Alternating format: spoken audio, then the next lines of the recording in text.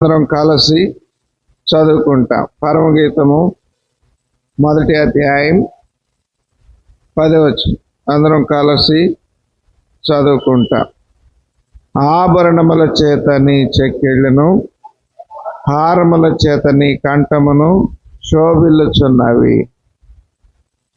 చదవబడిన వాక్య భాగమును ప్రభు మన కొరకు దీవించి మనతో మాట్లాడునుగాక. షోలమ్మితి యొక్క కంఠము శోభిల్లుతూ ఉంది. నీ కంఠము శోభిల్లుచున్నది అంటున్నాడు. దేవుని పిల్లలమైనటువంటి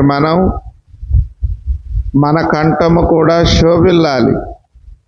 ఆ షోలమ్మితి యొక్క అనుభవంలోనికి మనం తేబడాలి. పెండ్లి కుమార్తె యొక్క అనుభవంలోనికి మనం తేబడాలి. ఉదయం లేచిన సమయం నుండి మన కంఠము ఎన్నో రకాలైన మాటలతో, ఎన్నో రకాలైనటువంటి పలుకులతో మరి శోభిల్లుతూ ఉంటుంది.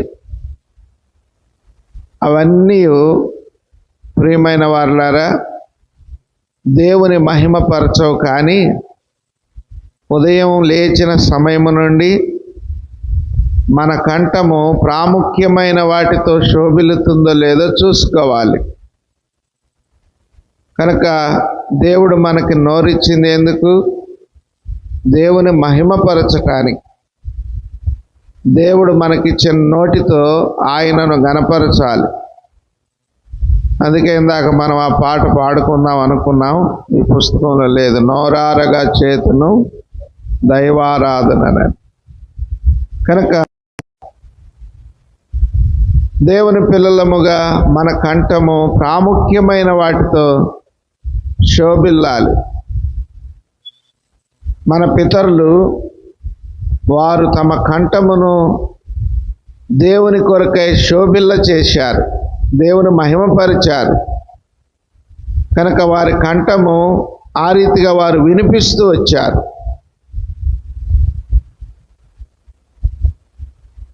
ప్రాముఖ్యమైనవి 3 విషయాలు.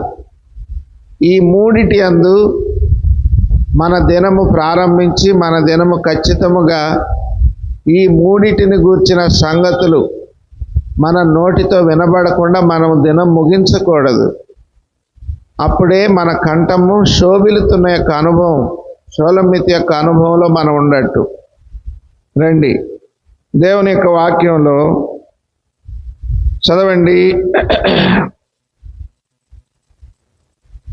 కీర్తన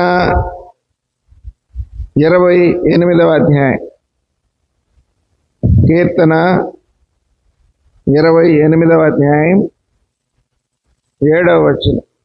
యెహోవా నా ఆశ్రయము, నా కేడెము, నా హృదయము ఆయన యందు నమ్మిక ఉంచెను గనుక నాకు సహాయము కలిగెను. కావున నా హృదయము ప్రహర్షించుతున్నది. నా హృదయము ప్రహర్షించుచున్నది. కీర్తనలతో నేను ఆయనను స్తుతించుచున్నాను. కీర్తనలతో నేను ఆయనను స్తుతించుచున్నాను. కీర్తనలు అనేటువంటి భాగముతో బైబిల్ గ్రంథములో ఒక పుస్తకమునే దేవుడు పెట్టాడు. కనుక మొట్టమొదట మన కంఠము కీర్తనలతో శోభిల్లాలి. అనగా ప్రభువును గురించి పాడుట యందును గానము చేయుట యందును మన కంఠము శోభిల్లాలి. ఉదయం లేచిన తర్వాత రక్షించబడినందులకై మనము దేవుని గురించి పాడాలి.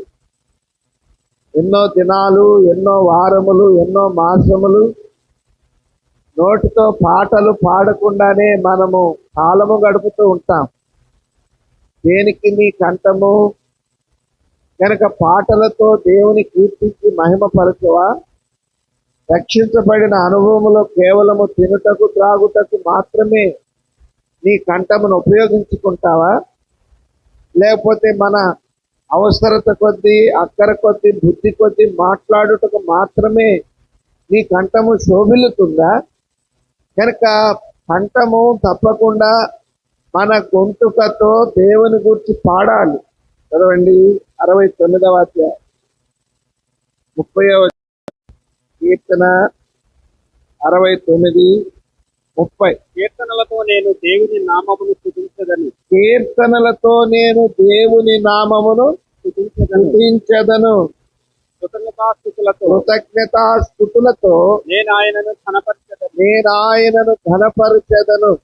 కేవలం మెచ్చితో ఏమంటున్నాడు? చదవండి, 10వ వచనం. హారముల చేత ఈ కంఠమును ఈ కంఠము శోభిల్లుతున్నది, ప్రకాశిస్తున్నది, వినిపింపచేస్తున్నది. కనుక ఏమని వినిపిస్తుంది?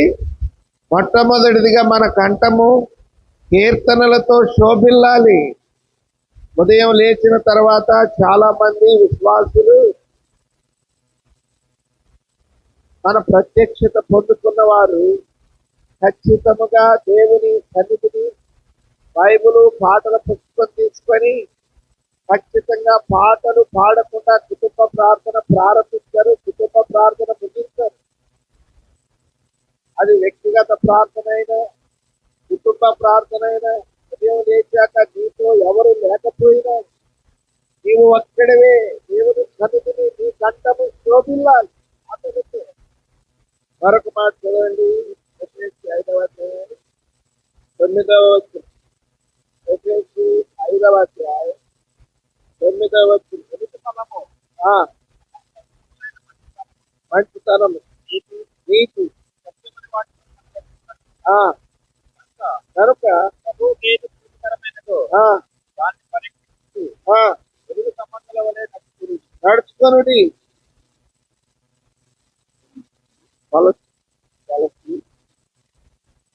3:16. కొలస్సీలకు రాసిన పత్రిక 3వ అధ్యాయం 16వ వచనం. సంగీతములతోను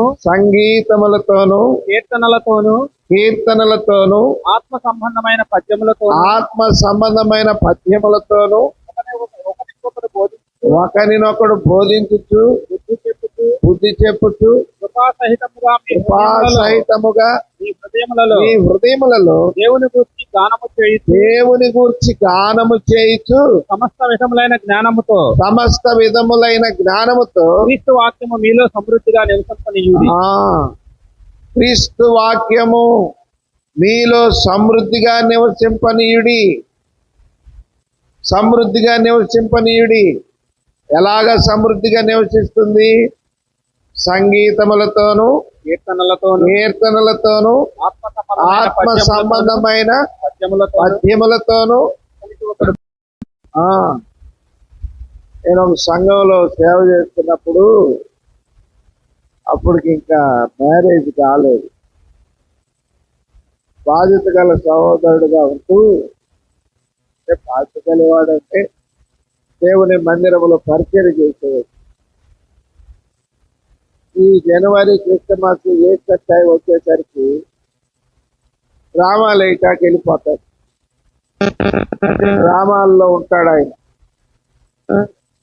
చాలా మంచి కంఠం అన్నమాట, మంచి కంఠం. తప్పకుండా ప్రతి ఏటా డ్రామాలు వేస్తున్నారంటే ఆయన లేకుండా డ్రామా ఉండదు. ఎందుకు? ఆయన కంఠము అంత బాగుంటది. ఇప్పుడు ఆయన అక్కడ డ్రామాలో బాడొచ్చి తెల్లారి బైబిల్ స్టడీ ఈడ కూడా బాటాకు వచ్చేసాడు పుస్తకం తీసుకొని. అప్పుడు కొంతమంది సహోదరులు అభ్యంతరపరిచారు, అన్నా రాత్రి డ్రామాలో పాడాడు నీకు వినపడిందా అని చెప్పేది. అట్లయితే నువ్వు డ్రామాలో పాడావంట, మళ్ళీ ఏడెట్ట పాడతావన్నా? మరి అది కుదరదు కదా, ఈరోజు పాడితే పాడావు, మరి అభ్యంతరం చేస్తున్నారు, నువ్వు కొంచెం ఆగు అని చెప్పేసి. అదే మరుసటి నెలలో 3 రోజులు మీటింగ్స్. తిమోతి గారే వస్తున్నాడు. అప్పుడు పెద్దలందరూ కలిసి నన్ను తీసుకొని ఆయన గదిలో కూర్చోనంటే గదిలోకి పోయి ఆయన మీద కంప్లైంట్ చెబుతున్నాం. ఏమని చెప్పాం? అన్నా పలానా సహోదరుడు డ్రామాలో పద్యాలు పాడుతున్నాడు, డ్రామాలో పాటలు పాడుతున్నాడు. ఆయన ఏటా డ్రామాలు వేస్తున్నాడన్నా, మరి మనకు అది మంచిది కాదు కదా అని చెబితే, అట్లయితే పిలవండి ఆ సహోదరుని అన్నాడు. ఆయన ఇంకా రాలే మందిరానికి, వస్తాడు మీటింగ్. సరేనని ముందుగా వెళ్ళి ఒక అడుగు పిలుచుకురండి, మళ్ళీ మీటింగ్ టైంకి వస్తే అప్పుడు మాట్లాడటానికి కుదరదని పిలుచుకొచ్చారు. పిలుచుకొస్తే ఏం చెప్పాడంటే, ఆయన పేరేదో ఉంది గుర్తురాట్లే, పిలుచుకొస్తే అన్నాడు, చూడు దేవుడు నీకు మంచి గాత్రం ఇచ్చాడు, మంచి కంఠం ఇచ్చాడు, అక్కడ పాడేదేదో అంతా ఇక్కడే పాడు, అక్కడ పాడేదేదో అంతా ఇక్కడే పాడు, అక్కడ ఉపయోగించే నీ గాత్రము నీ కంఠము దేవుని మందిరానికి వాడు, దేవునికి వాడు, దేవుడు నీకు ప్రతిఫలం ఇస్తాడు. అక్కడ వాడితే మనుషులు ఆహాహా ఓహో అని నవ్వుకుంటారు, నీకేం కలగదు. ఇక్కడ కానీ నువ్వు పాడేవంటే దేవుడు నీకు ప్రతిఫలం ఇస్తాడు అని చెప్పాడు. సరేనన్నా, సరేనన్నా, అక్కడే ఇక్కడ పాడాలని చూడబాకు, ఇక్కడే పాడు అన్నాడు. ఇక్కడే పాడాను. కనుక ఎందుకు చెప్పారంటే గుర్తొచ్చి చెప్పారు. కనుక ఏమంటున్నాడు చదవండి, సంగీతములతోను కీర్తనలతోను ఆత్మ సంబంధమైన పద్యములతోను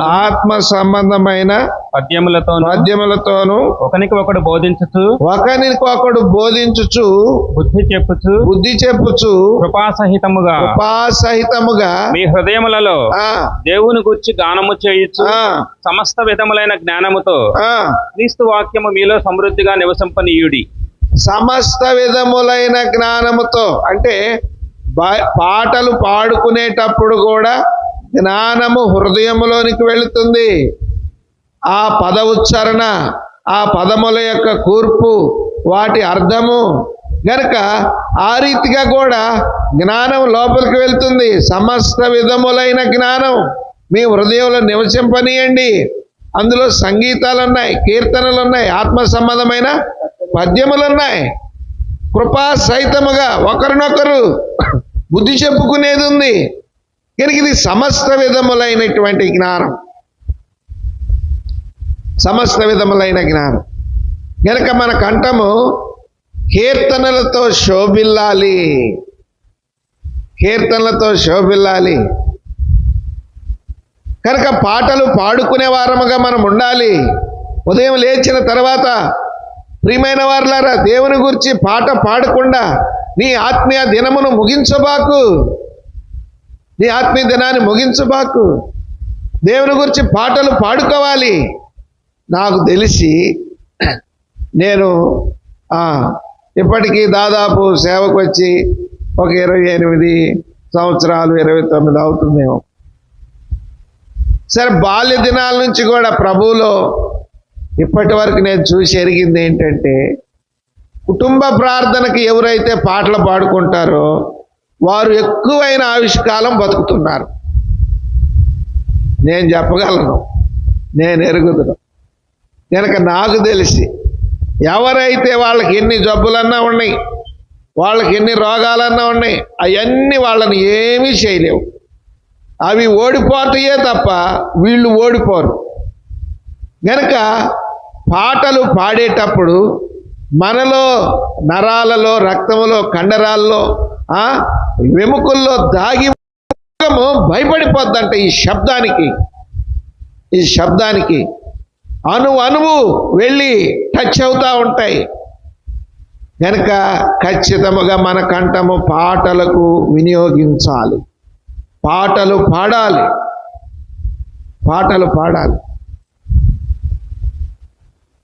మా ఊరు మందిరంలో పాటలు పాడుతుంటే, మా బాల్య దినాల్లో మందిరం మీద మైక్ ఉండేది కాదు.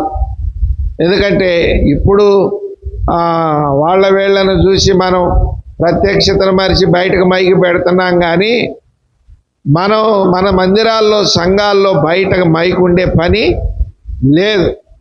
ఎందుకు ఒకసారి మైకు పైన కడితే వెంగడపాలెం బాతిగల సహోదరులు దైవ సేవకుడిని వచ్చి కోప్పడ్డారు. తీసిందాక ఊరుకోలేదు. కనుక ఎందుకు ఆదివారం పాడే పాటలు లోకానికి అవసరమైనవి కావు, వాళ్ళకి అర్థం కాదు. ఆదివారం చెప్పే ఆరాధన వర్తమానము లోకానికి కాదు, ఆదివారం ఆరాధన లోకానికి కాదు, తర్వాత బలవర్తమానం లోకానికి కాదు. కనుక ఇదంతా దేనికి? సంఘానికి. సంఘానికి కనుక బయట మైకు పెట్టడానికి వీలు లేదు, బయటకు మైకు లేదు. కనుక పెట్టేవాళ్ళు కాదు, పెట్టనిచ్చేవాళ్ళు కాదు. నేనే ఉన్నా అక్కడ, సేవకుడి దగ్గర ఎక్కువ ఉండేవాడిని కాబట్టి నేను ఎరుగుదును. నాకు కూడా పైన మైకు కట్టి పాటలు పెట్టుతా, అందుకు నేనే కారణం. ఈ పైన మైకుగా కట్టించారు అన్న, నేను ఉండి ఆ టేప్ రికార్డులో క్యాసెట్లు పెట్టి పాటలు పెడుతున్నా. అది కూడా ఎప్పుడు 31st అన్నమాట. 4-5 గంటలకే పాటలు పెట్టేసరికి అవసరమా, ఎందుకు కట్టించారు మైకు పైన అని చెప్పేసి వచ్చారు. బాక్స్ మాత్రమే లోపల ఉంటుంది. ఇక్కడ పాట పాడుతుంటే మందిరంలో చాలా దూరం వినపడేది, ఏ మైకులు లేకుండానే. కనుక ఎందుకు చెప్తున్నా అంటే, విశ్వాసులు ఆ దినాల్లో ఇష్టపూర్తిగా దేవుని మందిరానికి వచ్చి పాటలు గొంతెత్తి పాడేవాళ్ళు. నా కంఠము శోభిల్లుచున్నది, నా కంఠము శోభిల్లుచున్నది. హారము ఎంత విలువైనదో, ఎంత ఖరీదైనదో, ఎంత ఘనమైనదో ఆ రీతిగా ఘనముగా వారు పాటలు పాడేవారు. కనుక ఇది మొదటిది, మన కంఠము కీర్తనలతో శోభిల్లాలి. దేవుని మందిరానికి వచ్చావా, పాడు పాట, ఏకీభవించు, సంఘముతో ప్రజలతో ఏకీభవించు, పాడు. నీ బాధ్యత కలిగి పాడు, క్రమముగా పాడు, చూసి పాడు, అనుసరించి పాడు, రాగమును తాళమును కలుపుకుంటూ పాడు. అసలు అలాగ నేను పాడగలనా లేదని ట్రైలే. రక్షించబడి ఎంతో కాలం అవుతా ఉంటుంది, కానీ ఒక పాట కూడా తిన్నగా పాడలేం, ఒక పాట కరెక్ట్గా పాడలేం. మరి ఇంతకాలం నీ కంఠము ఎలాగ శోభిల్లింది, ఎలాగ శోభిల్లింది? ఒక సేవకుడు, నేను ఒకసారి అటు మార్కాపురం సైడ్ పరిచర్యకి పోతుంటే ఆ సోదరుడు అన్నాడు, ఇద్దరు ఒకే సీట్లో కూర్చున్నాం, తమ్ముడు నీకు ఎన్ని పాటలు వచ్చు మన పుస్తకంలో అన్నాడు. నీకు ఎన్ని పాటలు వచ్చు మన పుస్తకంలో అంటే, అన్నా వచ్చినవి వచ్చు కానీ రావు, నాకైతే చెప్పలేనన్నా. అట్టగా తమ్ముడు, ఇన్ని పాటలు పాడతావని కాదు, పర్సెంటేజ్ చెప్పు అన్నాడు. ఏంటంట పర్సెంటేజ్? ఇప్పుడు పాటల పుస్తకం అంతా 100% కదా, నీకు ఎంత పర్సెంటేజ్ వచ్చు అన్నాడు. నేనన్నా ఏమోనన్నా, అది కూడా మరి చెప్పలేను, వచ్చేమో ఒక 40-50% వస్తే గొప్పే అన్నా. ఆయన ఏమన్నాడు తెలుసా, తమ్ముడు 99% పాడతా తమ్ముడు అన్నాడు. 99%. అదే బస్సులో పాటల పుస్తకం తీసుకొని నాకు రాని ప్రతి పాట తీసి, ఈ పాట వచ్చా పాడు అంటున్నా, ఈ పాట వచ్చా పాడు అంటున్నా, అవలీలుగా పాడేసేస్తున్నాడు. అన్నా నీకు ఎలాగో వచ్చు, మళ్ళీ పాడతాం. ఈ పాటలు అసెంబ్లీల్లో కూడా ఇంతవరకు వినలేదు మనం, నీకు ఎలాగొచ్చు అంటే, చిన్నప్పటి నుంచి ఇదే సావాల్సిందే తమ్ముడు, చిన్నప్పటి నుంచి ఇదే సావాల్సిందా. అక్కడ ఇక్కడ వెళుతూ వస్తూ ఉన్నప్పుడు పరిచర్యలో, సేవలో, ఆయన కర్నూలు బిలీవర్, విజయవాడ సేవలో నేర్చుకున్నా తమ్ముడు, అదిగాక సేవకు వచ్చాంగా తమ్ముడు, మనం నేర్చుకోవాలి, మన బాధ్యత అది, మన బాధ్యత. కనుక ఈ పాట పాడండి అని చెప్తే, ఈ పాట పాడండి అంటే, నాకు రాదంటే సిగ్గు కదా తమ్ముడు, నాకు రాదంటే సిగ్గు కదా. అప్పటి నుంచి నేను ఎక్కువగా పాటలు నేర్చుకోవటానికి ఇష్టపడతా. ఎక్కడ ఏదైనా కొత్త పాట పాడుతున్నారంటే దాన్ని వెంటనే, ఇప్పుడు జలపంలో వచ్చినాయి కదా, ఆన్ చేసి ఆడ పాడేస్తా. ఆ పాట వచ్చాక దాన్ని వింటా, మరలా దాన్ని వింటా, నేర్చుకుంటాం. ఇప్పుడు అన్ని పాటలు నేర్చుకోవటానికి చక్కగా యూట్యూబ్లో వచ్చేసాయి. రాగం తాళం కలిపి పాడుకోవటానికి, నేర్చుకోవటానికి. నీ కంఠం శోభిల్లాలి, అది చాలా ప్రాముఖ్యం.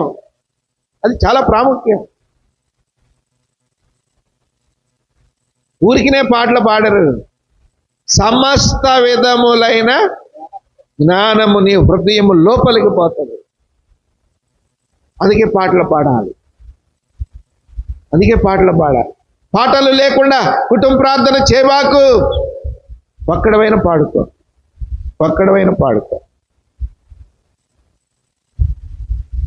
మేము ఒక స్థలంలో సేవలో ఉంటే కుటుంబ ప్రార్థనకు అందరూ లేచి కుటుంబ ప్రార్థన పాడతాం కదా. అది జరగకముందే నాతో ఉన్న ఒక సేవకుడు అందరికంటే ముందు లేచి 3 పాటలు పాడేసి కూర్చుంటాడు. కానీ ప్రియులారా, మొట్టమొదటిది పాటలతో మన కంఠము శోభిల్లాలి. అది కూడా క్రమముగా, కృపా సహితముగా అనుసరిస్తూ రాగమును తాళమును కలుపుకుంటూ నేర్చుకో. ఎన్ని పాటలు పాడగలవో నీకు వచ్చినాయని టిక్కు పెట్టుకో ఒకరోజు పాటల పుస్తకంలో. ఈ పాటలు వచ్చు, రాని పాటలన్నీ చూడు, గమనించు, ఒక్కొక్కటి నేర్చుకోవడానికి ప్రయత్నించు. రండి, మొట్టమొదటిది పాటలతో మన కంఠము శోభిల్లాలి. తర్వాత చదవండి దేవుని యొక్క వాక్యంలో నిర్గమాకాండం 24వ అధ్యాయం 7వ వచనం. నిర్గమాకాండం 24వ అధ్యాయం 7వ వచనం. అతడు నిబంధన గ్రంథమును తీసుకొని ప్రజలకు వినిపింపగా వారు యెహోవా చెప్పినవన్నీయు చేయుచు విధేయులమై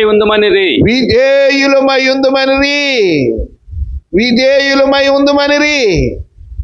చదవండి ఇప్పుడు మరలా. అతడు నిబంధన గ్రంథమును తీసుకొని ప్రజలకు వినిపింపగా. నిబంధన గ్రంథం అప్పటికి కొత్త నిబంధన రాలే, ఒక నిబంధనే ఉంది. ఏమి నిబంధన అది? పాత నిబంధన గ్రంథమును తీసుకొని ప్రజలందరికీ వినిపిస్తున్నాడు, చదువుతున్నాడు.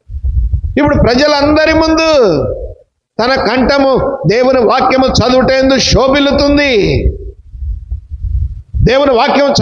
శోభిల్లుతుంది. అపవాది వాక్యం చదవనీయుడు తెలుసా? వాక్యం దగ్గరకు వచ్చేసరికి అపవాదికి ఇష్టం ఉండదు. పాటలు పాడనీయదు. మోగమొద్దులాగా కూర్చోపో. వాళ్ళు 3 గంటలు కాదు 4 గంటలు కూర్చోగానే పాట పాడబాదు. నేను చెబుతున్నా ఈయన. వాడు ఆ రీతిగా మనకి నేర్పి పంపిస్తాడు. అందుకని మందిరంలో చాలా మంది నుంచొని పాడినా కూర్చొని పాడిన ఎక్కడే ఉంటారు. నాకేందో పని లేదు, వాళ్ళు పాడుకుంటున్నారు అన్నట్టు. పాడరు. తర్వాత ఏంటి? వాక్యం చదువుటేందు. కనుక దేవుని యొక్క వాక్యం చదవాలి. మార్చి చదువుకుందాం అన్నాం అనుకో, మార్చి చదువుకున్నాం అనుకో, ఇక మనం చదివేది మన శరీరానికి కూడా శాంతం వినపడదు.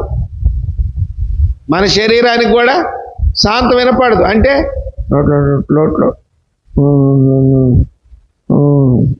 నువ్వు అంట ఏడ మధ్యలోనే ఉంటావు, అది అయిపోద్ది. అయిపోయిందా? ఇప్పుడు 2వ వచనం కావాలా? మళ్ళీ ఆడపైన చూస్తాం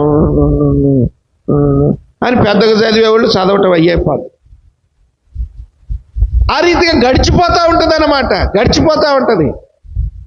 ఇష్టపూర్తిగా దేవుని వాక్యమును తీసుకొని దగ్గర పెట్టుకొని భయభక్తులతో దేవుని యొక్క వాక్యమును బిగ్గరగా చదువుతున్నప్పుడు నీ నరాలకు వినపడాలి, నీ కాలేయాలకు, నీ ఊపిరితిత్తులకు వినపడాలి, వాటిని తాకాలి. పోయి నేను పొద్దునాడు మ్యారేజ్ చేయటానికి పోతే టిఫిన్ చేయటానికి లోపల కూర్చున్నాం.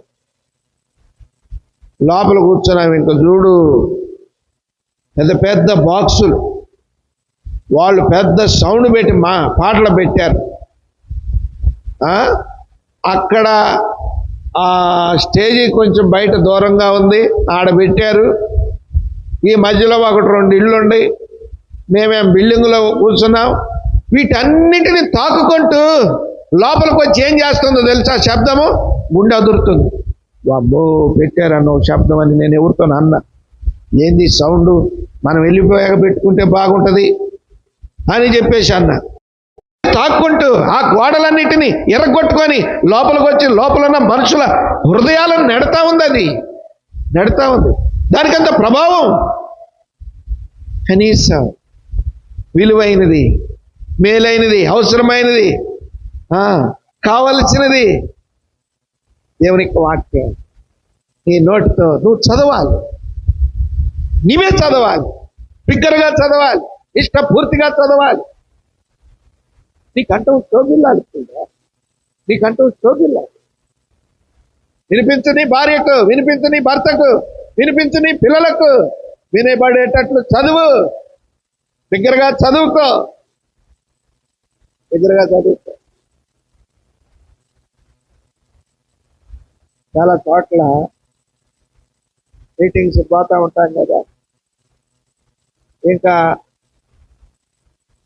బైబిల్ చదువుకుంటాం, వాక్యం వింటాం, చెప్తానికి బైబిల్ చదువుతారు కదా, చదవటానికి తెరుస్తారు, నీట్గా బాజిపెట్టలు వేసుకొని కూర్చుంటారు, ఇంకా బైబిల్ ఒళ్ళో పెట్టుకుంటారు. చదవటం ఎప్పుడో అయిపోయింది. ఈయన చదివేటప్పుడే నిద్రలోకి పోయాడు. అయిపోయాక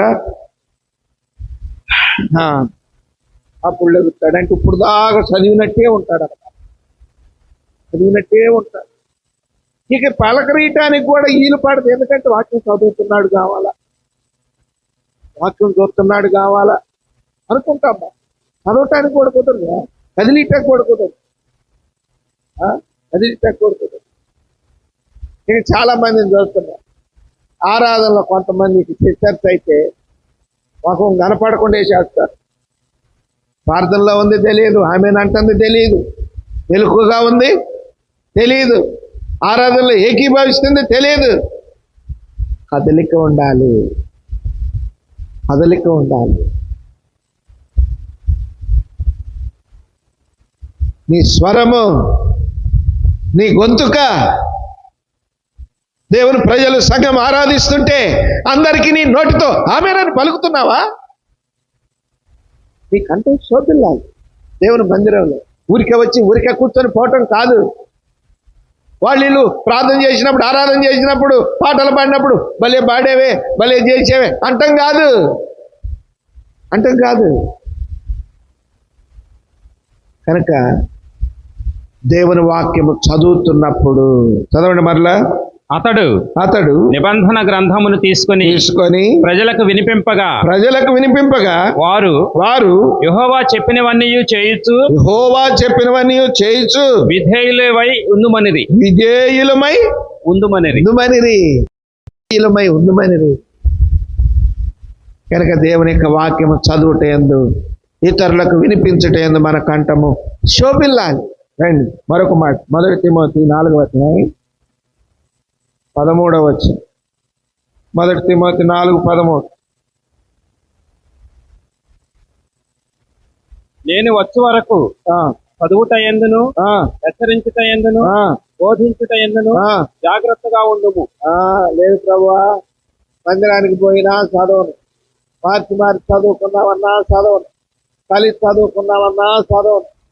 ప్రభువా బైబిల్ అయితే చేస్తా, కానీ చదవటానికైతే ప్రభు అంటున్నాడు, విశ్వాసులారా నీ కంఠము శోభిల్లాలి, శోభమిచ్చే అనుభవంలో రావాలి అంటే నేను వచ్చు వరకు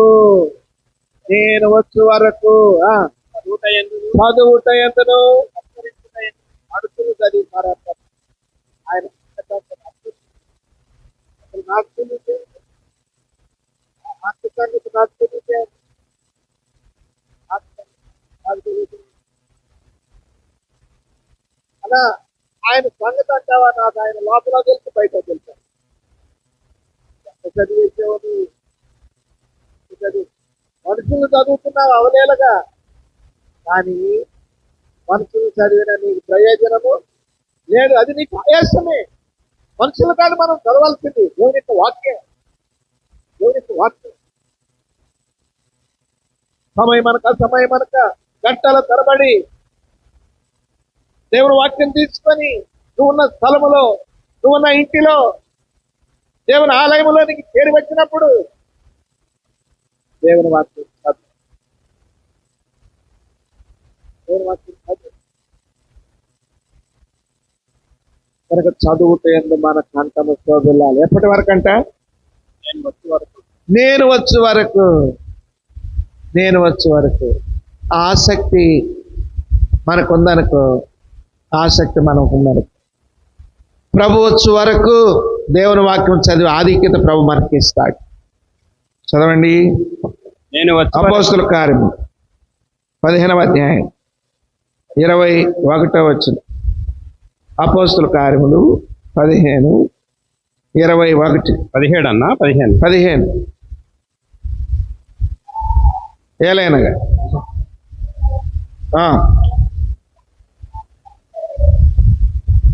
మోషే లేఖనములు చదువుట వలన మునుపటి తరములో నుండి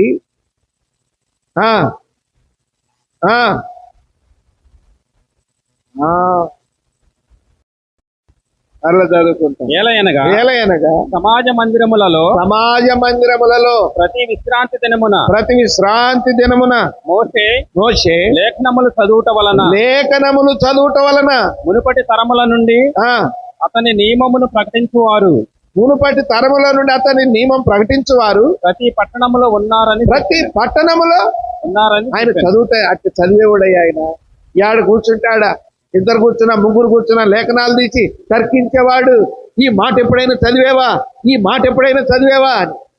లక్ష్మి గారి ఫోటోల్లో కూడా ఒక ఫోటో ఉంటుంది కదా, వాక్యం బైబిల్ గ్రంథం చేతబట్టి ఒక చేతిలో వాక్యం ఇట్లా చూపిస్తూ ఉంటాడు. ఈ మాట ఎప్పుడైనా చదివేవా? సమాజ మందిరముల్లో కూర్చున్నప్పుడు, వెళ్ళినప్పుడు, సహోదరుల మధ్య కూర్చున్నప్పుడు వాక్యాన్ని ఎప్పుడైనా తర్కిస్తున్నావా? వాక్యాన్ని ఎప్పుడైనా జ్ఞాపకం చేసుకొని, అన్నా ఇది నాకు అర్థం కాలేదు, దీని భావం ఏంటి? ఎన్నోసార్లు చదువుతున్నా కానీ ఇక్కడికి వచ్చేసరికి నాకేం అర్థం కావట్లేదు, దీని సంగతి ఏంటి? ఇక్కడ ఈ ఉపమానం ఇలాగ చెప్పబడి ఉంది, ఇది ఎవరితో చెప్పబడినట్టు, ఇది ఎందుకు చెప్పాడు? అనేకమైనటువంటి డౌట్స్ మనకు ఉంటాయి. అనేకమైన డౌట్స్ ఉంటాయి మనకు.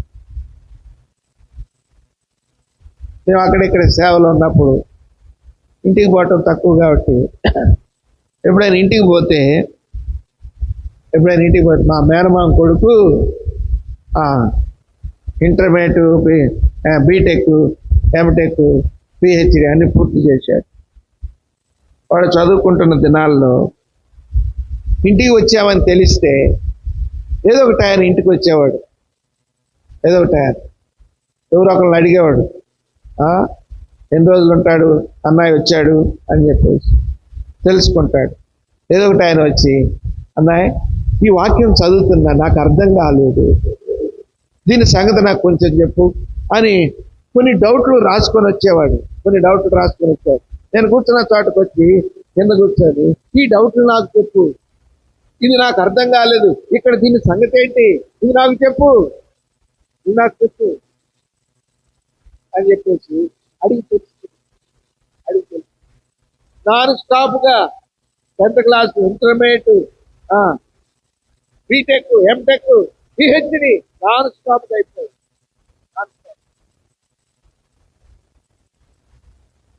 గవర్నమెంట్ ఉన్నతమైన ఉద్యోగం సూచిస్తుంది.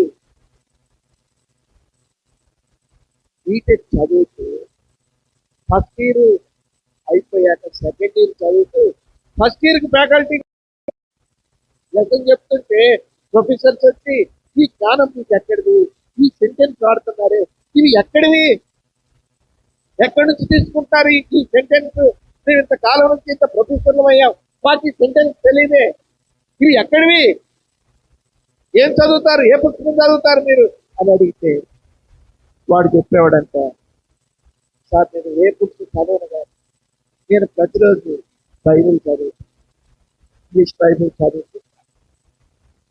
అవునా, ఇంగ్లీష్ బైబిల్లో ఈ సెంటెన్స్ ఉంటాయా? అవును సార్. అయితే మాకు కూడా బైబిల్ అయితే నేను కూడా బైబిల్ చదివితే బాగుంటుంది. మేమంత సీనియర్ ప్రొఫెసర్స్ అయ్యండి మేము వాడని ఉపయోగించిన సెంటెన్స్ నువ్వు వాడుతున్నావు. చదవండి మరలా.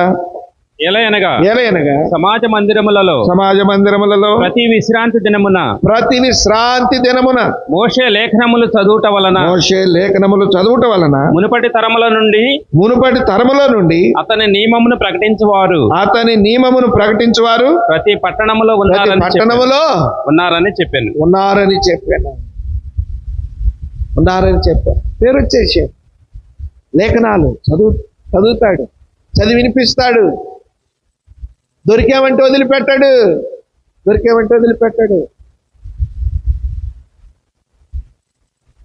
పాలవంచ నుంచి వరంగల్ పంపించారు. అక్కడ ఎక్కువ రోజులు లేను, ఒక 2 మాసములో ఏమో మాత్రం ఉన్నా.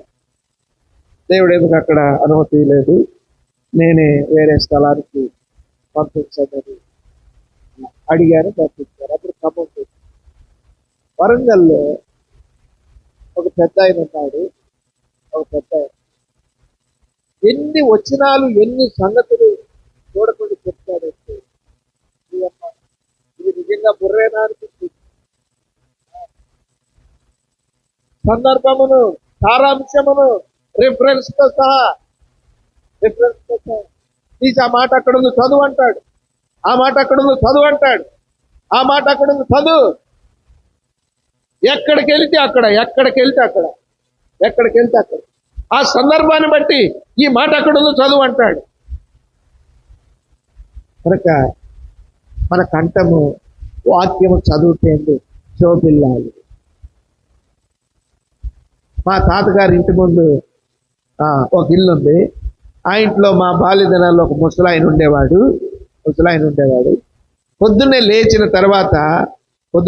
తర్వాత కాలకృత్యాలు తీర్చుకున్నాక బైబిల్ గ్రంథం దగ్గర పెట్టుకొని, మరి ఎన్ని అధ్యాయాలు ఏమో తెలియదు కానీ నాకు బాగా గుర్తు ఏంటంటే చిన్న పూరిల్లు, ఇంటి వెనకాలే రోడ్డు, ఆ రోడ్డు వెనకాల మనుషులు నడుస్తూ వస్తూ వెళ్తూ ఉంటారు. ఇంకా ఆ రోడ్డు వెనకాల మా తాతగారి ఇల్లు. మేము ఆ ఇంటికి వచ్చేటప్పుడల్లా పొద్దుటి పూట ఆయన వాక్యం తీసి పెద్దగా చదువుతూ ఉంటాడు. వరుసగా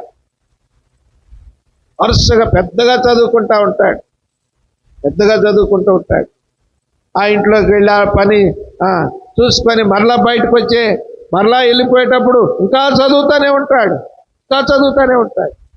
మరి దినానికి వచ్చి ఎన్ని చదివేవాడు నేను అడగలేదు, కానీ వృద్ధుడై చనిపోయాడు. వృద్ధుడై చాలా కాలం బ్రతికాడు.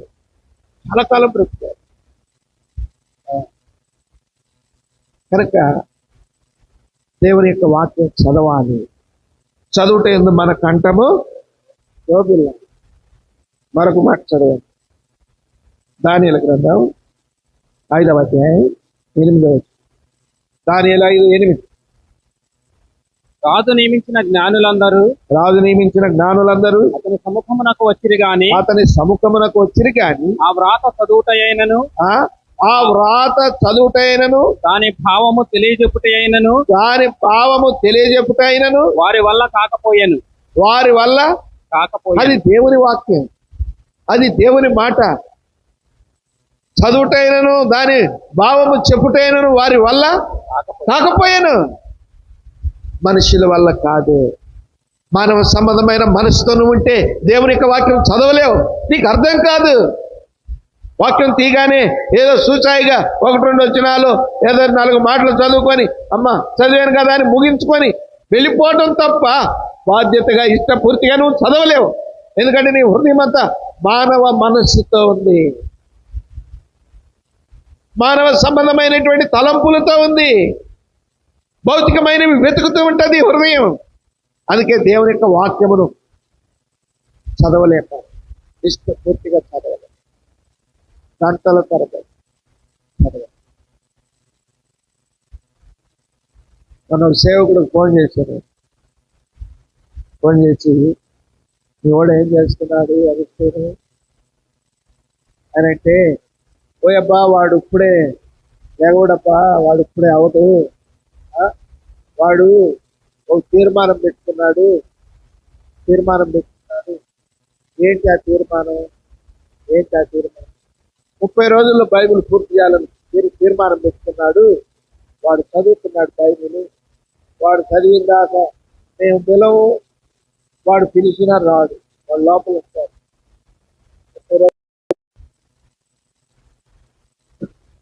బైబిల్ అంతా 30 రోజుల్లో పూర్తి చేయాలంటే రోజుకి ఎన్ని అధ్యాయాలు చదవాలి, రోజుకి ఏమేమి చదవాలి, మొత్తం టైం టేబుల్ సిద్ధపరుచుకున్నాం. 30 రోజులు, నెల రోజుల్లో బైబిల్ చదవాలి. ఆ తర్వాత మళ్ళీ ఒకసారి ఎందుకో ఫోన్ చేశాను, ఛానల్ తర్వాత నాలయ్యారు ఏమన్నాడు తెలుసు, వారం రోజుల్లో బైబిల్ పూర్తి చేయడానికి కూడుకున్నాడు. వారం రోజుల్లో మొత్తం చదవాలని చదవటం మొదలుపెట్టాడు. ఉదయం కొన్ని అధ్యాయాలు, సాయంత్రం కొన్ని అధ్యాయాలు పని కలిగించుకొని బైబిల్ చదవటానికి కేవలం సమయం కేటాయించుకొని ఇక బైబిల్ చదివే పనిలోనే ఉంటారు. కనీసం చదవాలి కదా బైబిల్. క్రీస్తు నన్ను రక్షించినందుకు దాన్ని అంతటిని పాటిస్తానో లేదో నాకు తెలియదు, కానీ పాటించగలనో లేదో నాకు తెలియదు, కానీ దాని సారాంశం అంతా నా బుర్రలో ఉంటుందో లేదో నాకు తెలియదు, కానీ కనీసం దేవుడు నాకు ఇచ్చిన నోటితో బైబిల్ చదివి పూర్తి చేయాలి కదా అని వారం రోజులకు పెట్టుకున్నాను. వారం రోజులు చదివేసే ఉంటాడు, అయిపోయాడు. కనుక ఆత్మ సంబంధమైన మనసు ఉంటే తప్ప దేవుని యొక్క వాక్యాన్ని ఇష్టపూర్తిగా గంటల తరబడి చదవలేవు. మానవ మనసు చదవనీయదు, పరిస్థితులు గుర్తొస్తాయి. ఆయా రకాలైన ఆలోచనలు, తలంపులు, రకరకాలైన పరిస్థితులు వాక్యం చదవలేవు. నీ కంఠం శోభిల్లాలి, ఉదయం లేచిన తర్వాత సాయంకాలం పండుకునే సమయానికి ఎన్ని మాటలు మాట్లాడుతున్నావు, ఎంత మందితో మాట్లాడుతున్నావు, ఎన్ని సంగతులు మాట్లాడుతున్నావు, ఎప్పుడైనా రాయగలవా? వల్లపడదు. అవలేలగా దినాన్ని ఆరంభించి దినాన్ని ముగించేస్తాం. పుస్తకాల వారీగా, అధ్యాయాల వారీగా, వచనాల వారీగా, పారాగ్రాఫులుగా, సున్నాలతో, కామాలతో, ఫుల్ స్టాపులతో చక్కగా వ్రాయబడిన వాక్యాన్ని చదువు. అర్థం లేని మాటలు వ్యర్థం. ఎన్ని మాటలు మాట్లాడుకున్నా ప్రయోజనం ఉండదు. నీ కంఠం వాక్యము చదువుటేందుకు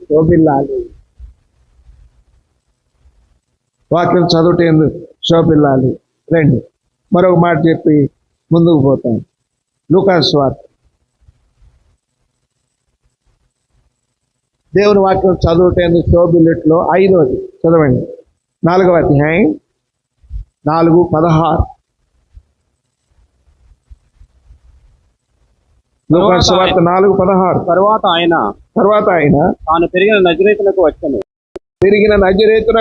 తన వాడుక చొప్పున విశ్రాంతి దినమందు సమాజ మందిరములోనికి వెళ్ళి చదువుటకై నిలుచుండగా ఆయనకు అవసరమా? దేవుని కుమారుడు, దైవ కుమారుడు, సాక్షాత్తు దేవుడే. ప్రజల కొరకు ఇవ్వబడిన గ్రంథం.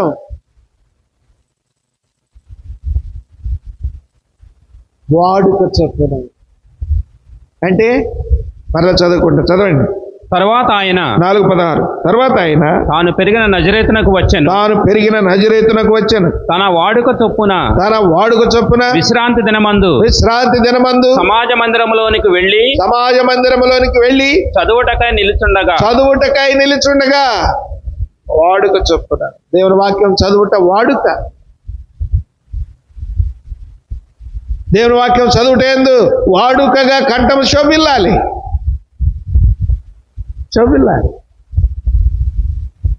మనస్సులో చదువుకున్నది జ్ఞాపకం ఉండదు, కానీ బహిరంగంగా చదివింది ఎక్కువ జ్ఞాపకం ఉంటుంది. మనసులో చదువుకుంటే ఏం జ్ఞాపకం ఉండదు. అదే బహిరంగంగా చదువు ఎక్కువ జ్ఞాపకం ఉంటుంది.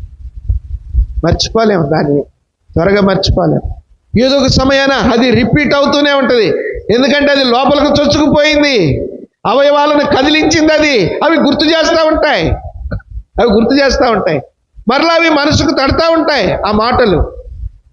అదే బైబిల్ ముందేసుకొని, నోరు మూసుకొని, కళ్ళు తెరుచుకొని ఉండు, గంట సేపు చూడు, గంట సేపు తిరగే చదువు, బయటకు చదవకుండా. నీ లోపల జ్ఞాపకం ఉండేది కొద్దిగే. కంఠం శోభిల్లాలి వాక్యం చదువుతూ. మానవ తలంపుతో మనుషులు దాని అర్థం చెప్పలేకపోయారు.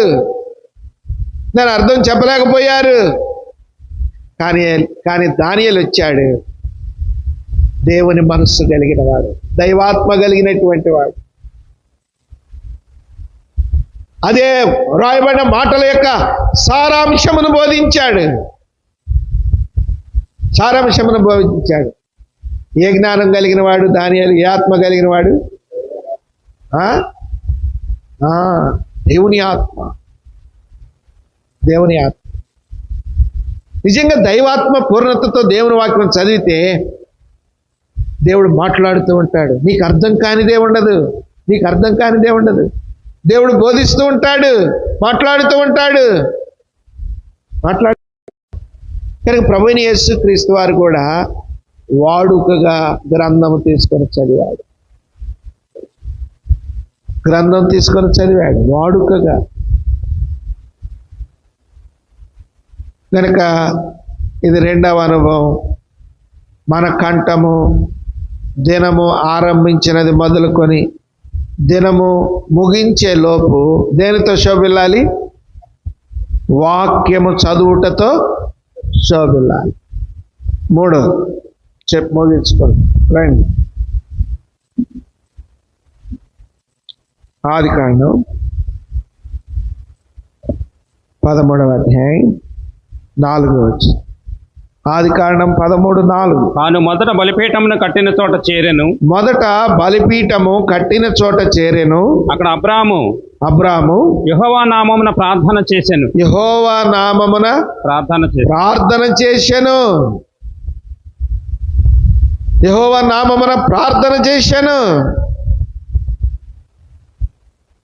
ప్రార్థన చేయాలి.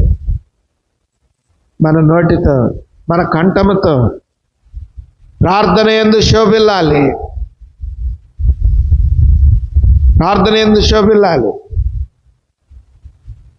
చదవండి.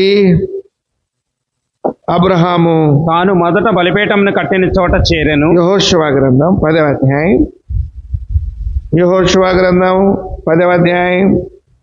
12వ వచనం. యెహోవా ఇశ్రాయేలీయుల ఎదుట అమోరీయులను అప్పగించిన దినమున ఇశ్రాయేలీయులు వినుచుండగా యెహోషువ యెహోవాకు ప్రార్థన చేసెను. అక్క ప్రార్థన చేయి బ్రదర్ అన్న. ప్రార్థన పర్వాలేదు, మీరు చేయండి అన్న. నువ్వు చేయవా? పర్లేదు, నువ్వు చేయన్నా. అదేంటి మరి పోని పాట అన్న పాడు. నువ్వు పాడన్నా, పర్లేదు, నువ్వు పాడు. అంటే మనకి మాట రాదు. ఏవచ్చు? పోట్లాడవచ్చదా? ఎవరి మీద కన్నా వదులు. వీడా వేరొక రీతిగా చెప్పుకోవటం కాదు, కానీ ఖచ్చితంగా ఆత్మీయ పరులమై దేవుని గురించి పాడుట ఎందును, దేవుని గురించి ప్రార్థన చేయట ఎందును, దేవుని వాక్యము చదువుట ఎందును ప్రావీణ్యత కలిగి ఉండాలి.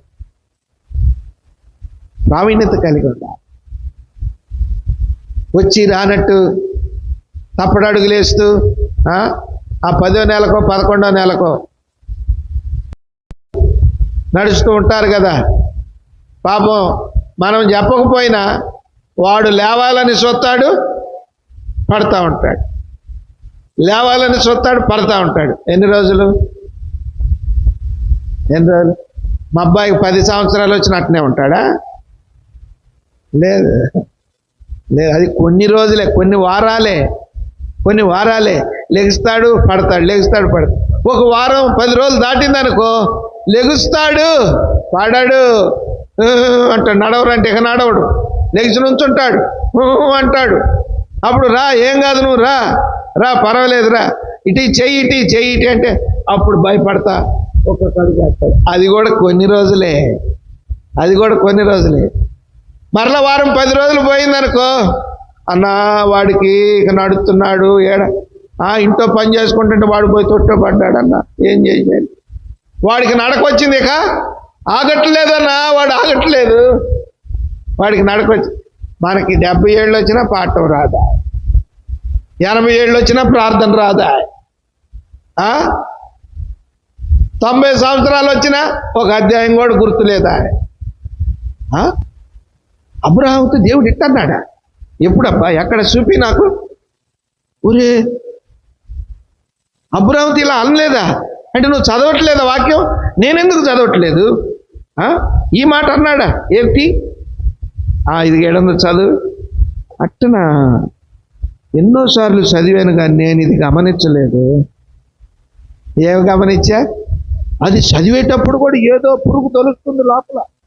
అందుకే ఇది లోపలకు పోకుండా అదే తిరుగుతుంది గిరగిర. చదవండి ఆ మాట, మరో చదువుకుంటాం.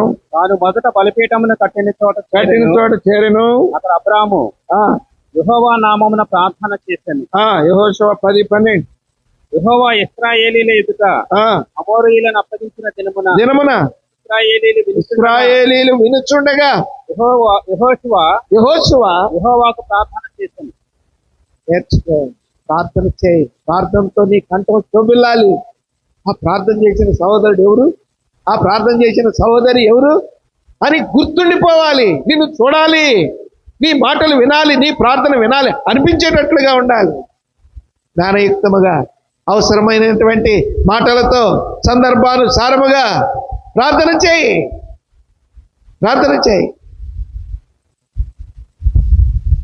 భోజనం కాడ ప్రార్థన చేయన్నా అన్నామనుకో, అందరికి వడ్డించారు, ప్రార్థన చేయాలంటే ఈ అన్న నుంచుంటానికే టైం పట్టుద్ది అను. నుంచున్నాడు, నుంచొని అది ఇది సరి చేసుకొని అందరేనండి ప్రార్థన ఏంది సరి చెయ్యి. ఇంకా చూడు, ఆడ సేవకుడు 7 పాయింట్లు చెప్పాడు, ఈయన 7 జోడిచ్చాడు. చూసారా? అంటే ఎన్ని అయినాయి మొత్తం? 14గా. ఒక్కో దానికి 7.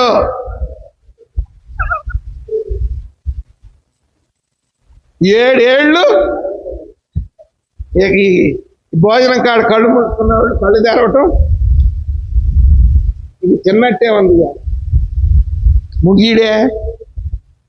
ముగీడే మొత్తం చేసి ఎప్పుడుకో ఆమె. ఈలోపు కొంతమంది ఉంటారు కదా ఓపిక పట్టలేని వాళ్ళు, లేచి తిని చేతులు కూడా కడుక్కొని నేర్చుకోవాలి. సమయానుకూలంగా ప్రార్థన చేయి, సందర్భానుసారంగా చేయి, అవసరమైన మేరకే చేయి. దానిలో కూడా డంబము చూపించుకోబాకు, దానిలో కూడా అతిశయపడాలనుకోబాకు. క్లుప్తంగా చేయి, నేర్చుకో. ఎంతవరకు అంతవరకు ఉండు, దేవుడు ఆలకిస్తాడు. సమయోచితమైన, పోయిన వారం అనుకున్నాం కదా, వెండి పళ్ళెములో బంగారు పండ్ల వంటలు. ఇక నన్ను ప్రార్థన చేయమన్నారని, ఈ చివరి నుంచి ఆ చివరి వరకు తిమ్మతంగులు చెప్పేవాడు. కాలింపాంగ్ పోతా భక్సింగ్ గారు హెబ్రోను నుంచి బృందం కాలింపాంగ్ పోతున్నారు. ఎక్కడో విశాఖపట్నంలోనే ఈ మధ్యలో గోదావరి సైడ్ ఆడు ఆగారు. దైవజనుడు హెబ్రోన్ నుంచి భోజనం తీసుకొని వెళ్తున్నారంట, మనం భోజనం ఇవ్వాలా అని చెప్పేసి ఆ సేవకుడు విశ్వాసం తీసుకొని భోజనం సిద్ధం చేసుకొని భోజనం ఇచ్చి ఆయన వస్తున్నాడంటే ఆశ కదా కలవాలని పోయారు. ట్రైన్ ఎంతసేపు ఆగింది స్టేషన్లో చెప్పండి? అది పెద్ద స్టేషన్ అయితే మామూలుగా అయితే 3 నిమిషాలు ట్రైన్ టైం. 3 నిమిషాల్లో ఆగాల, ఎక్కించుకోవాలా, వెళ్ళాలి. అది ఏదైనా జంక్షన్ వాటర్ పట్టుకునేది ఏదైనా ఉంటే కొద్దిసేపు ఉంటుంది. ఇంకా వచ్చారు, అది కొద్దిసేపు 3 నిమిషాలు కాదు, అది పెద్ద స్టేషను, కొద్దిసేపు ఆగుద్ది. వచ్చారు, గంపలు భోజనాలు, చపాతీలు అన్నీ తీసుకొని వచ్చారు. ఇక అన్నీ ఆడ పెట్టేశారు. ఇంకా అంకులు కూడా దిగారు, బృందం అంతా దిగారు, చూశారు, అందరూ హర్ట్ చేసుకున్నారు, ప్రైజులాడి చెప్పుకున్నారు. ప్రైజులాడి చెప్పుకున్నాక ఇంకా ప్రార్థన చేయండి, ముందు మీరు చేయండి అన్నాడు. భక్సింగ్ గారు ప్రార్థన చేశాడు. తర్వాత ఆ స్థానికంగా అక్కడికి వచ్చిన సేవకుడు, నువ్వు చేయి, ప్రార్థన చేయి. ఇంకా మనోడు మొదలు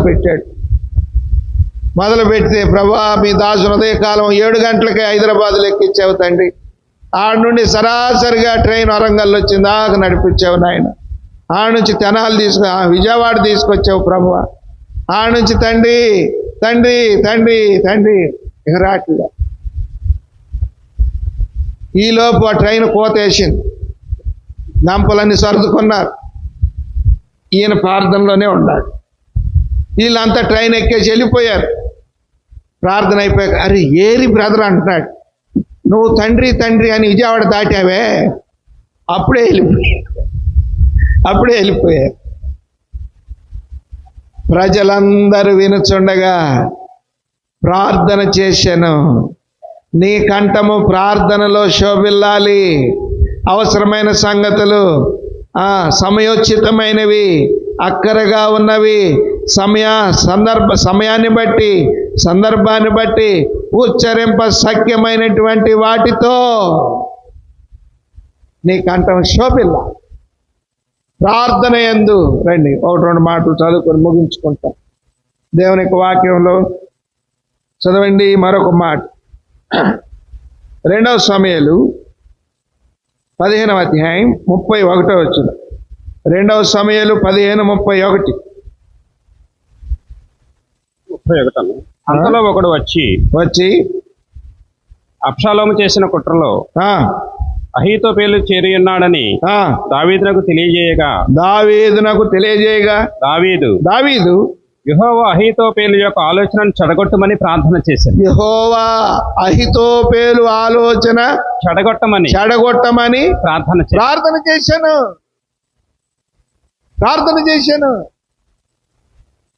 దావీదు ప్రార్థన చేస్తున్నా, అయ్యా ఇది ఒకటి చేరాడు, ఎవరు? అహీతోపేలు. వీడు లేనిపోయిన ఆలోచనలన్నీ ఇస్తున్నాడయ్యా, నీ జనులు చెరుపుతున్నాడు, వారి ఆలోచనలు చెడగొట్టు. ప్రార్థన చేశాడు. కనుక దినమునకు ఎన్నిసార్లు చేశాడు? 7 సార్లు. నీ కంఠము ప్రార్థనతో శోభిల్లాలి.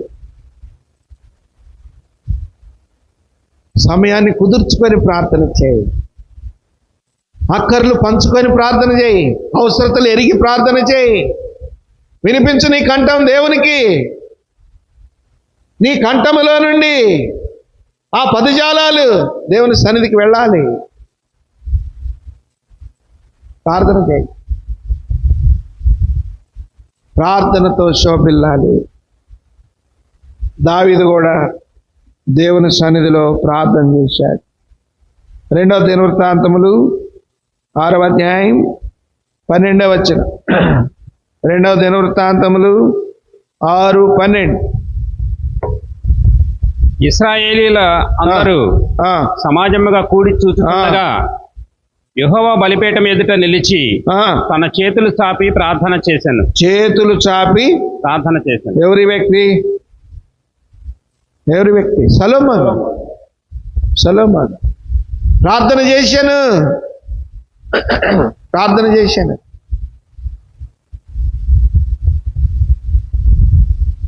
ప్రియమైన సహోదరుడా, ఒక సహోదరుని అడిగితే, నీ పిల్లలు ఇంత క్షేమాభివృద్ధి పొందారు, ఇట్లా మంచిగా ఎదిగారు, ఏంటి దీనికి కారణం అని అడిగితే ఆయన అన్నాడు, అన్నా, వారి బాల్య దినాల నుండి వాళ్ళు నిద్రపోతుంటే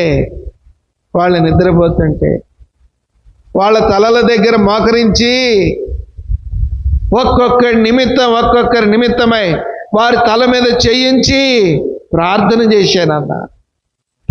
చేశాను. కేవలం దేవుడు ప్రార్థన ఆలకించి బిడ్డల భవిష్యత్తును దీవించాడు.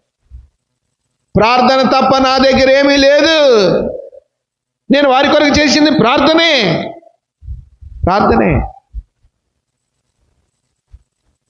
సొలొమోను చేతులెత్తి ప్రార్థన.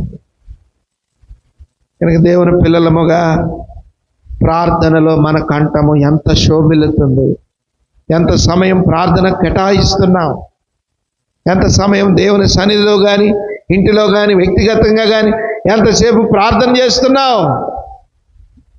పనుల్లో శోభిల్లుతున్నావు, ఆలోచనల్లో శోభిల్లుతున్నావు, ధనములో శోభిల్లుతున్నావు, తెలివితేటల్లో శోభిల్లుతున్నావు, భౌతికమైన అందచందాల్లో శోభిల్లుతున్నావు. కాదు, అవన్నీ భౌతికమైనవి. వీటిని మించింది ప్రార్థన. దీనిలో నీ కంఠము శోభిల్లాలి. మంచిదే. నీ కంఠము దేవుని సన్నిధిలో శోభిల్లాలి. కొన్ని ఏండ్లుగా వస్తారు, ప్రార్థన చేయరు. చాలామంది ప్రార్థన చేయాలంటే భయం, గొంతు పట్టుకుంటుంది. అయ్యో, పోయిన వారం చేయలేదే, ఈ వారం చేయలేదే, 2 వారాల నుంచి ప్రార్థనే లేదని కొంతమంది అయితే భయపడుతూ వేగిరముగా వచ్చి ఆరాటపడుతూ ప్రార్థన చేస్తారు.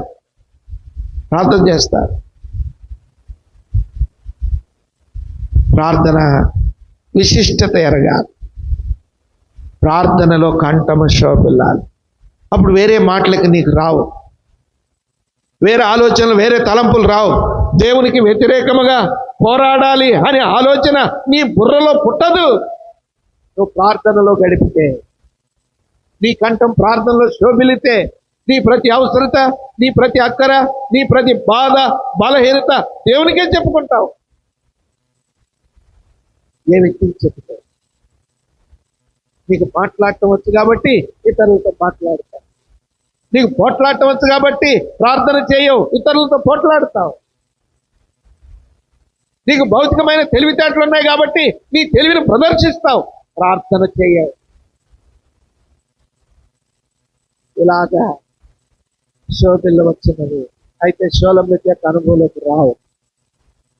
షోలమిత్యకు అనుభవంలోకి రావాలంటే ఖచ్చితంగా మనం ప్రార్థన యందు మన కంఠము శోభిల్లాలి. చివరిగా ముగిస్తాం. చూడండి దేవుని యొక్క వాక్యాలు 2వ దినవృత్తాంతములు 20:12. దినవృత్తాంతములు 20:12. మా దేవా నీవు వారికి తీర్పు తీర్చువా? మా మీదకు వచ్చి గొప్ప సైన్యంతో యుద్ధము చేయుటకు మాకు శక్తి చాలదు. ఏమి చేయటకు మాకు తోచదు. నీవే మాకు దిక్కు అని ప్రార్థన చేసి ఏం చేస్తున్నాడు? ఎవరు ఈ వ్యక్తి? యెహోషాపాతు. మా దేవా నీవు వారికి తీర్పు తీర్చవా? మా మీదకు వచ్చి గొప్ప సైన్యంతో పక్కింటోళ్ళు పోట్లాడుకుంటారు. ఏవేవో పోట్లాడిపోయారు. సాయంకాలం కుటుంబ ప్రార్థన, పిల్లలతో తల్లిదండ్రులు ఇద్దరు మా గురించి ప్రార్థన చేస్తున్నారు. అబ్బా, పోట్లాడటం చేత కాదు, వాళ్ళు పోట్లాడినట్టు పోట్లాడలే, మా పక్షంగా నువ్వే ఉన్నావు, లాజరు తన్నేరు ప్రభా, తనినా ప్రభా మేమేం చేయలేం, మేమెటు పోలేము. మాకు తెలిసిన వాళ్ళు వచ్చి చేసి పెట్టు, పోలీసు వాళ్ళ దగ్గరికి పో, వాళ్ళు నీకు న్యాయం చేస్తారంటారు. మేమెందుకు పోవాలి ప్రభువా? నువ్వే మా దిక్కు, నువ్వే మాకున్నావు, నువ్వే మాకు. దేవుని సన్నిధిలో ఏడ్చారు. అప్పుడు పిల్లలు కూడా విన్నారు, నేర్చుకున్నారు. ప్రభా నా పిల్లల అమాయకులు, ప్రభా వీళ్ళకేం తెలియదు, మాకు ఆ శక్తి లేదు, మేము ఆ పని చేయలేము, మా వల్ల కాదు. పిల్లలు కూడా నేర్చుకున్నారు. దేవునికి ఇలా ప్రార్థన, దేవునికి చెప్తున్నారు. భార్య భర్త మాట్లాడుకుంటే పిల్లలు ఎట్టున్నారు. మనం ఏ కేసుకు పోవద్దండి, మనం ఏ కోర్టుకు పోలీస్ స్టేషన్కి పోవద్దు, ప్రార్థన చేద్దాం, దేవుడే చేసుకుంటాం.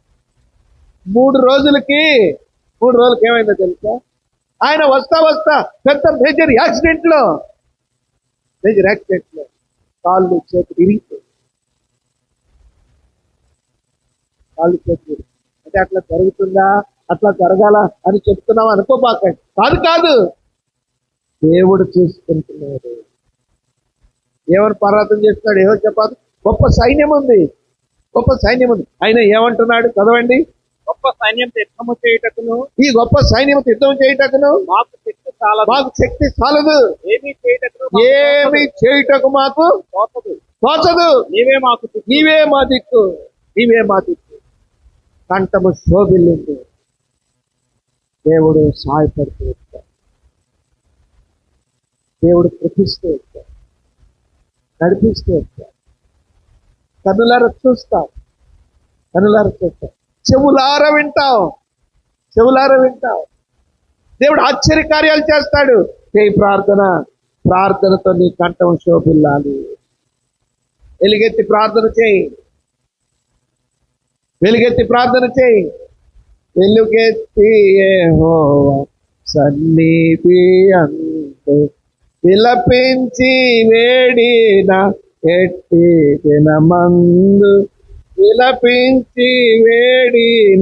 ఎట్టి దినమందు, ఇంతగా రక్షించితివంచు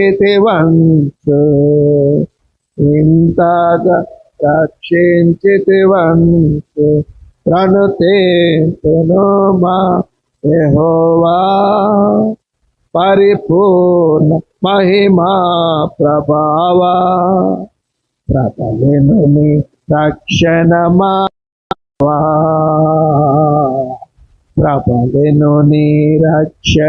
మా విభవ. వెలుగెత్తి మొరపెట్టాడు, విడుదల పెట్టాడు. నిన్ను స్తుతించకుండా ఉండలేను, నిన్ను ఘనపరచకుండా ఉండలేను, నిన్ను కొనియాడకుండా ఉండలేను. ప్రార్థన చేయగా ప్రార్థనకు జవాబు రాగా ఇప్పుడు ఆ ప్రార్థనలో స్తుతి బయటకు వచ్చింది. ఇప్పుడు కంఠము ప్రార్థన ఆగిపోయింది. స్తుతి శోభిలత. దేవుని కార్యాలు జరుగుడు చూసి స్తుతించుట్లో మన కంఠం శోభిల్లుతుంది. చివరికి ఒక్క మాట, అపోస్తలుల కార్యములు 20వ అధ్యాయం, అపోస్తలుల కార్యములు 20:36.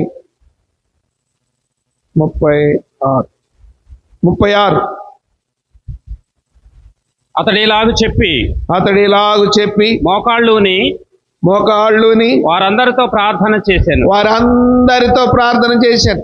అప్పుడు వారందరూ చాలా ఏడ్చిరి. 35 కూడా చదవండి. మీరును ఇలాగు ప్రయాసపడి బలహీనులను సంరక్షించవలననియు పుచ్చుకొనుట కంటే ఇచ్చుట ధన్యము అని ప్రభువైన యేసు చెప్పిన మాటలు జ్ఞాపకం చేసుకొనవలననియు అన్ని విషయములలో మీకు మాదిరి చూపితునని చెప్పాను. అతడు ఇలాగు చెప్పి మోకాళ్ళుని వారందరితో ప్రార్థన చేశాను.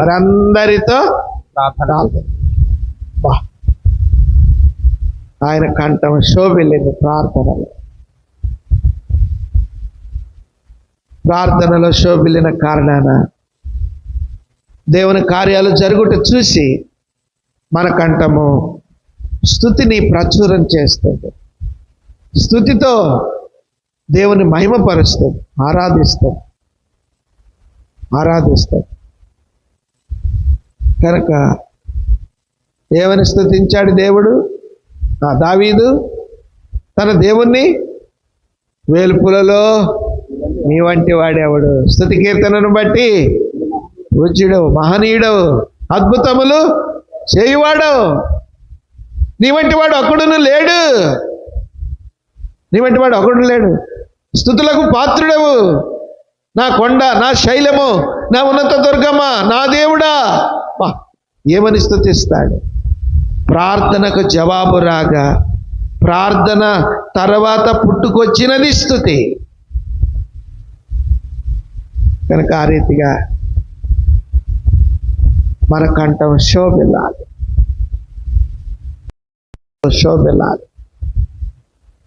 ఎన్నో దినాలుగా రక్షించబడి, ఎన్నో దినాలుగా దేవుడు నోరిచ్చాడు. మన నోటిని దేనికి ఉపయోగిస్తున్నాం? మన కంఠము ఎలాగా శోభిల్లుతుంది?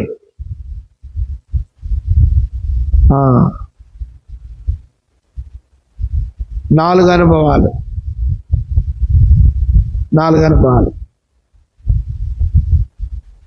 3 చూసుకున్నాం.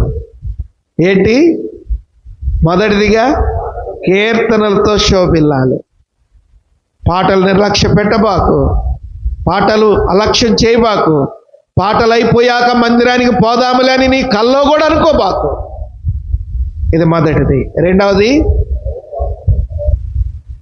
దేవుని వాక్యము చదువుట యందు నీ కంఠము శోభిల్లాలి.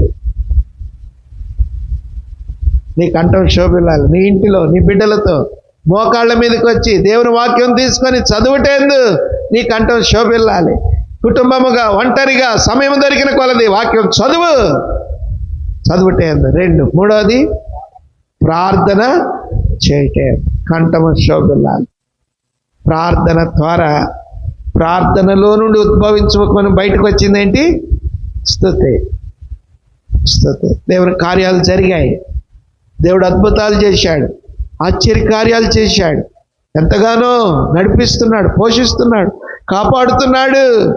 అడుగు వాటికంటే, ఊహించు వాటికంటే అత్యధికముగా కార్యాలు చేస్తున్నాడు. ఇప్పుడు మన కంఠము దావీదునకు వలె స్తుతులతో శోభిల్లాలి. ప్రవచితమైతే తర్వాత చూసుకుంటాం.